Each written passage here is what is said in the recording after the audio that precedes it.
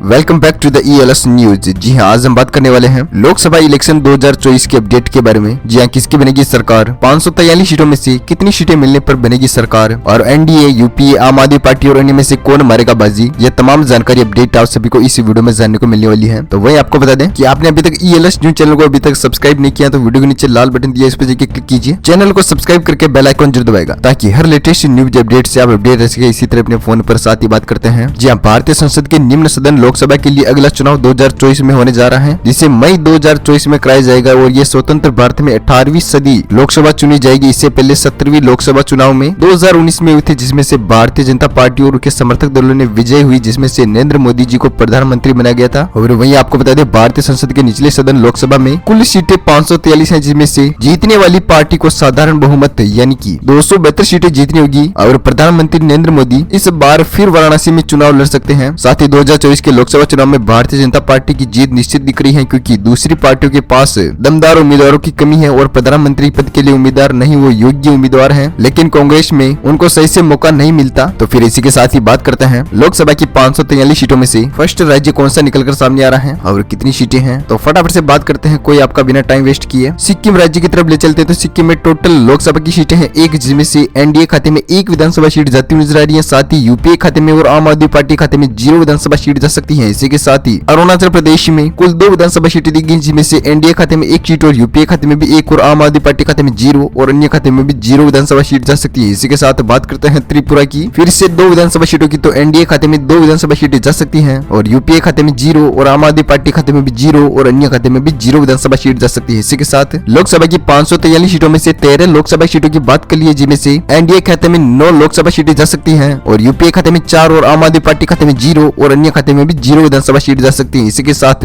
अगले राज्य की बात करते हैं। तो अगला राज्य है गोवा। गोवा में कुल लोकसभा सीटें हैं 2, जिसमें से एनडीए खाते में 2 सीटें जा सकती हैं और यूपीए खाते में 0 और आम आदमी पार्टी खाते में भी 0 और अन्य खाते में भी 0 सीट जा सकती है। इसी के साथ मेघालय की बात करते हैं। तो 2 लोकसभा सीटों में से एनडीए खाते में 1 लोकसभा सीट जा सकती है और यूपीए खाते में भी 1 सीट और आम आदमी पार्टी खाते में 0 और अन्य खाते में भी 0 लोकसभा की सीट जा सकती है। इसी के साथ मणिपुर की 2 लोकसभा सीटों की बात करते हैं। तो एनडीए खाते में 2 लोकसभा सीटें जा सकती हैं और यूपीए खाते में 0 और आम आदमी पार्टी खाते में भी 0 और अन्य खाते में भी 0 सीट जा सकती है। इसी के साथ लोकसभा की 543 सीटों में से 19 लोकसभा सीटों की बात हो चुकी है, जिसमें से एनडीए खाते में 14 लोकसभा सीटें जा सकती हैं और यूपीए खाते में 5 सीटें और आम आदमी पार्टी खाते में भी 0 और अन्य खाते में भी 0 सीट जा सकती है। इसी के साथ अगले राज्य की चर्चा की जाए तो अगला राज्य है हिमाचल प्रदेश में कुल लोकसभा सीटें हैं 4, जिसमें से एनडीए खाते में 3 सीटें जा सकती हैं और यूपीए खाते में 1 सीट और आम आदमी पार्टी खाते में 0 और अन्य खाते में भी 0 सीट जा सकती है। इसी के साथ उत्तराखंड की फिर से 5 सीटों की बात करते हैं। तो एनडीए खाते में 5 सीटें जा सकती हैं और यूपीए खाते में 0 और आम आदमी पार्टी खाते में भी 0 और अन्य खाते में भी 0 सीट जा सकती है। इसी के साथ बात करते हैं जम्मू कश्मीर की 6 लोकसभा सीटों के ओपिनियन पोल के बारे में। तो एनडीए खाते में 3 लोकसभा सीटें जा सकती है और यूपीए खाते में 1 सीट और आम आदमी पार्टी खाते में 0 और अन्य खाते में 2 लोकसभा सीटें जा सकती है। इसी के साथ 543 सीटों में से लोकसभा में से 34 सीटों की बात हो चुकी है, जिसमें से एनडीए खाते में 25 सीटें और यूपीए खाते में 7 सीटें और आम आदमी पार्टी खाते में 0 और अन्य खाते में 2 लोकसभा सीट जा सकती है। इसी के साथ दिल्ली की 7 लोकसभा सीटों की बात करते हैं। तो एनडीए खाते में 7 की 7 सीटें जा सकती है और यूपीए खाते में 0 और आम आदमी पार्टी खाते में भी 0 और अन्य खाते में भी 0 लोकसभा सीट जा सकती है। इसी के साथ हरियाणा की 10 लोकसभा सीटों के बारे में चर्चा की जाए तो एनडीए खाते में 4 लोकसभा सीट जा सकती है और यूपीए खाते में भी 4 और अन्य खाते में 1 सीट और आम आदमी पार्टी खाते में भी 1 सीट जा सकती है। इसी के साथ छत्तीसगढ़ की 11 लोकसभा सीटों की चर्चा करते हैं। तो एनडीए खाते में 7 लोकसभा सीट जा सकती है और यूपीए खाते में 2 और आम आदमी पार्टी खाते में 1 और अन्य खाते में भी 1 लोकसभा सीट जा सकती है। इसी के साथ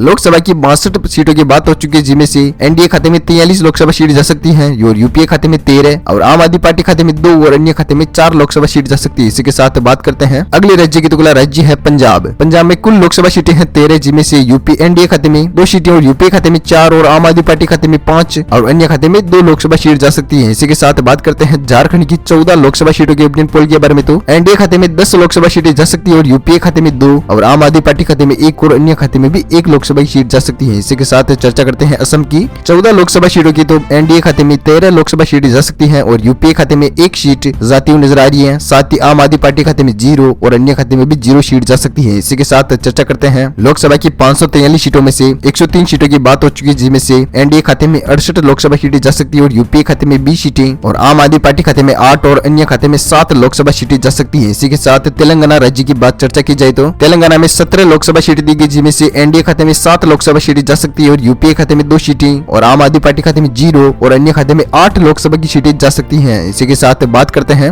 केरल की 20 लोकसभा सीटों के ओपिनियन पोल के बारे में तो बीजेपी खाते में यानी कि एनडीए खाते में 3 लोकसभा की सीटें जा सकती हैं और यूपीए खाते में 13 और आम आदमी पार्टी खाते में 2 और अन्य खाते में भी 2 लोकसभा सीटें जा सकती हैं। इसी के साथ ओडिशा की 21 लोकसभा सीटों की बात की जाए तो एनडीए खाते में 15 लोकसभा सीटें जा सकती है और यूपीए खाते में 4 और आम आदमी पार्टी खाते में 0 और अन्य खाते में 2 लोकसभा सीटें जा सकती है। इसी के साथ 543 लोकसभा सीटों में से 161 लोकसभा सीटों की बात हो चुकी है, जिनमें से एनडीए खाते में 93 लोकसभा की सीटें जा सकती है और यूपीए खाते में 39 और आम आदमी पार्टी खाते में 10 और अन्य खाते में 19 लोकसभा सीटें जा सकती है। इसी के साथ चर्चा करते हैं अगले राज्य की, तो अगला राज्य है आंध्र प्रदेश। आंध्र प्रदेश की 25 लोकसभा सीटों की बात करते हैं तो एनडीए खाते में 11 लोकसभा सीटें जा सकती है और यूपीए खाते में 0 और आम आदमी पार्टी खाते में भी 0 और अन्य खाते में 14 लोकसभा की सीटें जा सकती है। इसी के साथ राजस्थान राज्य की 25 लोकसभा सीटों की बात की जाए तो एनडीए खाते में 23 लोकसभा सीटें जा सकती है और यूपीए खाते में 1 सीट और आम आदमी पार्टी खाते में 0 और अन्य खाते में 1 लोकसभा सीट जा सकती है। इसी के साथ गुजरात राज्य में 26 लोकसभा की सीटें दी गई हैं, जिनमें से एनडीए खाते में 26 की 26 सीटें जा सकती है और यूपीए खाते में 0 और आम आदमी पार्टी खाते में भी 0 और अन्य खाते में भी 0 सीट जा सकती है। इसी के साथ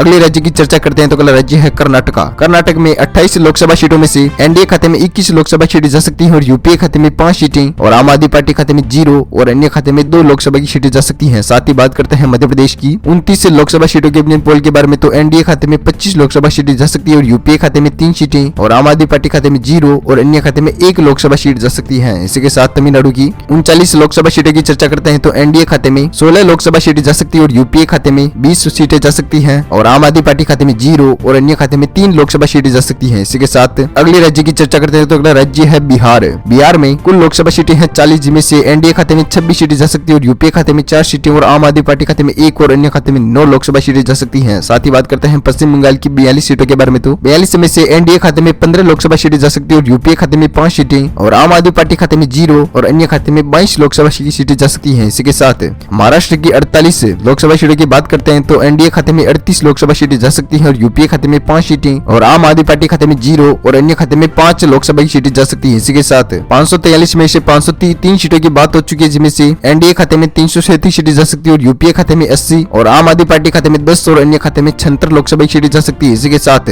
लास्ट फाइनल राज्य की बात करते हैं उत्तर प्रदेश की, तो उत्तर प्रदेश में कुल लोकसभा सीटें हैं 80, जिसमें से एनडीए खाते में 69 लोकसभा सीटें जा सकती है और यूपीए खाते में 2 और आम आदमी पार्टी खाते में 0 और अन्य खाते में 9 लोकसभा सीटें जा सकती है। इसी के साथ लोकसभा की 543 सीटों में से 543 सीटों की बात हो चुकी है, जिनमें से एनडीए खाते में 363 लोकसभा सीटें जा सकती है और यूपीए खाते में 84 सीटें और आम आदमी पार्टी खाते में 11 और अन्य खाते में 85 लोकसभा सीटें जा सकती है। इसी के साथ लोकसभा के ओपिनियन पोल समाप्त हो चुके हैं। साथ ही आपने अभी तक ईएलएस न्यूज चैनल को अभी तक सब्सक्राइब नहीं किया है तो वीडियो के नीचे लाल बटन इस पर जाइए क्लिक कीजिए और चैनल को सब्सक्राइब करके बेल आइकन जरूर दबाएगा, ताकि हर लेटेस्ट न्यूज अपडेट आपको मिलती रहे इसी तरह अपने फोन पर। साथ ही वीडियो को लाइक कीजिएगा और शेयर कीजिएगा वीडियो को अपने दोस्तों के साथ फेसबुक और व्हाट्सएप पे। Thank you, take care good bye, जय भारत, वंदे मातरम, जय हिंद।